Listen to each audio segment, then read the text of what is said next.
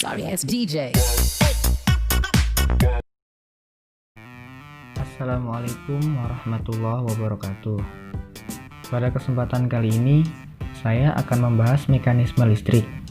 Dan jika kita membahas kelistrikan pada mobil, pasti kita akan menemukan kata switch atau saklar. Kalian mungkin tidak asing lagi dengan kata saklar. Tapi, apakah kalian tahu apa fungsi saklar itu? Ya, saklar berfungsi untuk memutus dan menghubungkan sistem kelistrikan. Dengan adanya saklar, maka setiap komponen dapat bekerja sesuai dengan fungsinya. Saklar pada mobil itu memiliki dua jenis. Yang pertama, pengendali positif, yang fungsinya menghubungkan dan memutus arus listrik positif. Dan yang kedua, pengendali negatif, yang fungsinya hampir sama dengan pengendali positif. Hanya saja, ia menghubungkan dan memutus arus negatif. Sebenarnya, saklar mempunyai beberapa jenis. Hanya saja, pada video kali ini, saya akan membahas jenis combination switch saja. Oke, langsung kita bahas. Combination switch atau saklar kombinasi berfungsi untuk mengatur beberapa komponen kendaraan, seperti lampu sen, lampu sorot tinggi dan rendah, wiper, hazard, dan lainnya.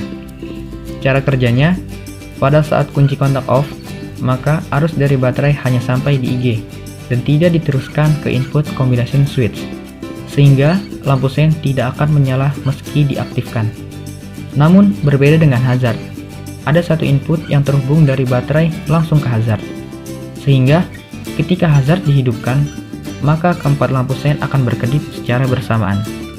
Alurnya, arus dari baterai mengalir ke fuse, kemudian langsung masuk ke combination switch. Ketika dinyalakan, akan terjadi 3 perpindahan kontak. Kontak pertama akan menghubungkan arus baterai dengan input flasher. Kontak kedua dan ketiga untuk menghubungkan output flasher dengan saluran sen kiri dan kanan.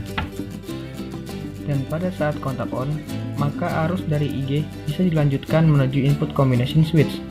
Ketika saklar hazard masih dihidupkan, maka kotak pertama masih terhubung dengan input kedua dan tidak melewati ignition, sehingga arus pada input pertama hanya standby.